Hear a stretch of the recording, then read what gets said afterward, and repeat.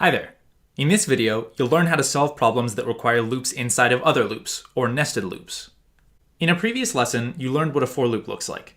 Recall that everything in the for loop is indented by one level. You can also have a for loop inside a for loop.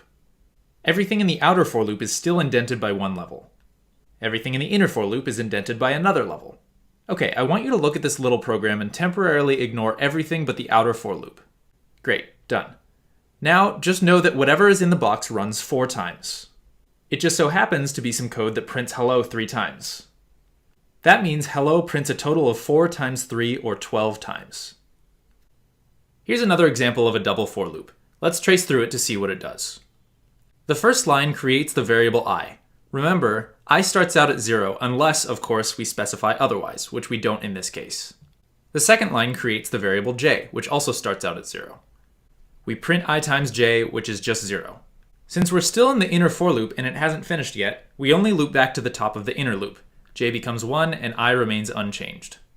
Basically, the inner for loop keeps chugging along, and until it's done, you don't really need to think about the outer for loop. You just need to remember that the value of I is currently 0.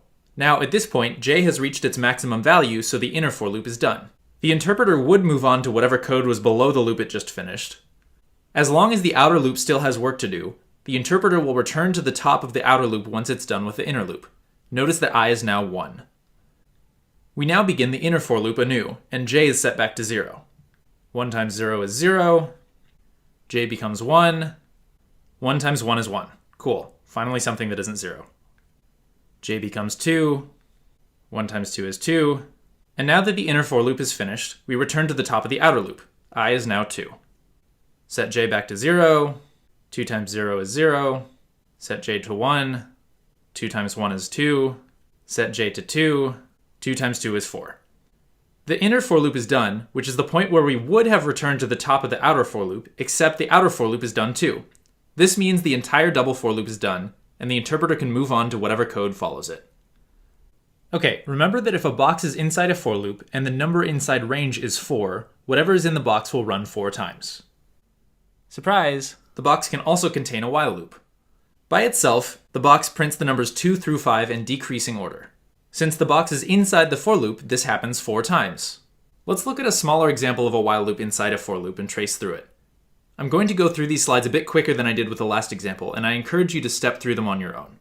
So we make a variable called I, print it, set a variable called x to 3, check to see if x is greater than 1, which is true, print the value of x preceded by a couple spaces, and subtract 1 from x.